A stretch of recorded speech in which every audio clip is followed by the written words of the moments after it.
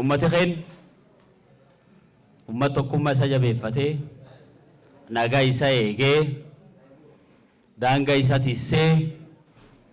oromummaa isa jabeessee sirnoota dabranii fi shiraaf sharriin kanaan dur ummat hawwal nyaachisaa turu hundi isa dabre paartiin badhaadhinnaa injifannoo guddaa galmeessuu bir dabree tokkummaa ummat kana cimsee ummati kunis daangaa isa jabeessuu qofaa miti bool tokkotti waliin awwaalame oromummaa isa jabeessee guyyaa hardhaa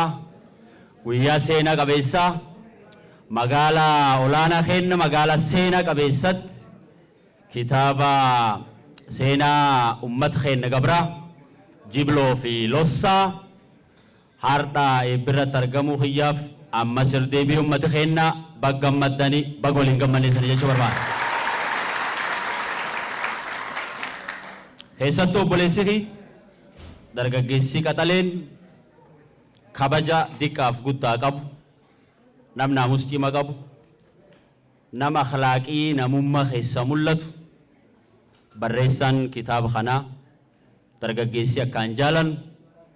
har'a guyyaa seenaa qabeessa kana ga'uu keetiif baga rabbiilleen si gargaaree baga gammaddee baga waliin gammannees jechuu barbaada. warri tokkummaa ummata keenyaan barbaanne dhaamsi guddaan nu qabnuuf ummata obboleeyyanii warri wal nyaachisaa turan ammaan booda wal nyaachisuu hin danda'an. seenaan dhaloota ammaa seenaa jaalalaan barraa'u keessattuu abbaan gadaa keen Maammoo Abdii Agarsuutii fi abbaan gadaa Booranaa abbaa gadaa Guyyoo Boruu Guyyoo ummata kan tokkummaa isaa cimsitanii gadaa keessanitti gadaan milkii gadaan quufaa gadaan gabbinna ta'uu isaa akkasumas mootummaa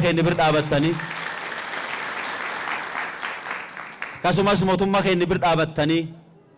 godini Booranaa godini Booran Bahaa magaalii olaanaa Mooyyalee tokkummaa oromummaa cimaa qabaatee akka inni deemuuf hojii guguddaa hojjechaa turtaniif